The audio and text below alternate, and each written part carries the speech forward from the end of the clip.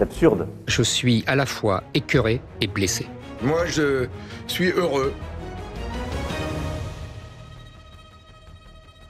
Le Rassemblement national arrive largement en tête. Il fait le double de Renaissance. Malgré tous nos efforts, nous n'avons pas su vous convaincre de nous placer en tête.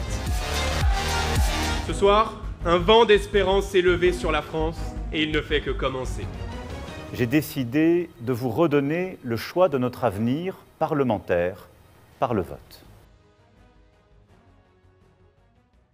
Désormais, le président de la République obéit à Jordan Bardella. La vie politique, c'est prendre des risques. On a un taré à la tête de l'État, là. C'est un pyromane de la République.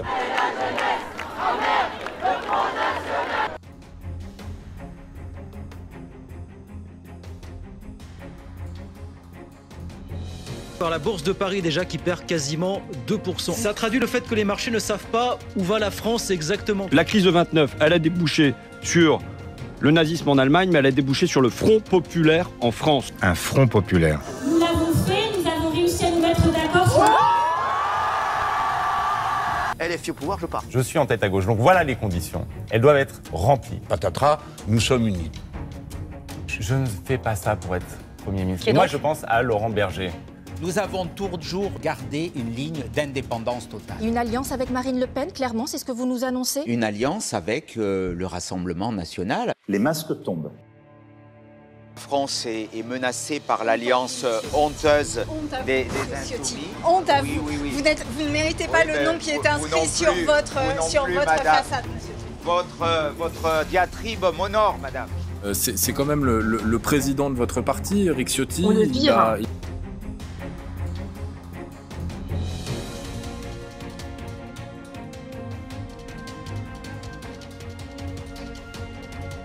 Éric Ciotti, dehors. Il a trahi. S'il faut le déloger, même physiquement, ne le pas. Je crois qu'il n'y a pas de place pour les traîtres ni pour les putschs à la petite semaine. Tout ça excite tout le monde et c'est bien normal. Et vous vous rendez compte qu'on n'est pas dans une vie normale là. Pardon, mais si vous se barricadez, vous allez faire quoi? Bah écoutez, on appellera le SAMU, je sais pas. On appellera Jordan Bardella pour le sortir de son bureau. Menant des négociations secrètes, sans concertation avec notre famille politique et ses militants, Éric Ciotti est en rupture totale avec les statuts et la ligne portée par les Républicains. Il est exclu ce jour des Républicains.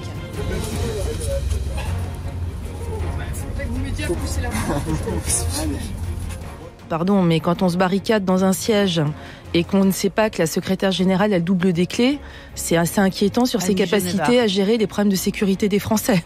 Les choses sont donc simples aujourd'hui. Nous avons des alliances contre nature aux deux extrêmes qui ne sont d'accord à peu près sur rien, sinon les postes à partager, et qui ne seront pas en capacité d'appliquer quelconque programme. Et pour la baignade le 23 juin? Non, alors ce ne sera pas le 23 juin, on y reviendra, mais bon.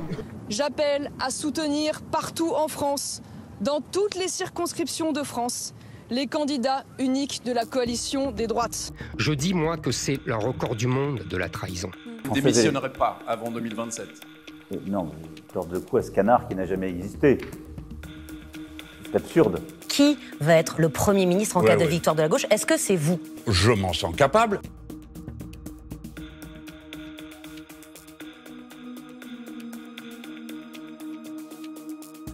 Et la vérité, c'est que à la fin, ce ne sera pas Jean-Luc Mélenchon. C'est moi qui mène cette campagne, le président de la République l'a dit. Depuis dimanche soir, il y a un nouveau sport qui est à la mode, c'est le poker. Je vais à mon bureau.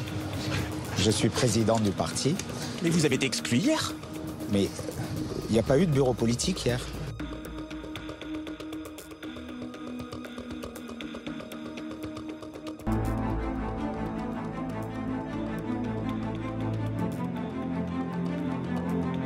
C'est l'USS 117. Nous allons faire quelque chose d'inédit.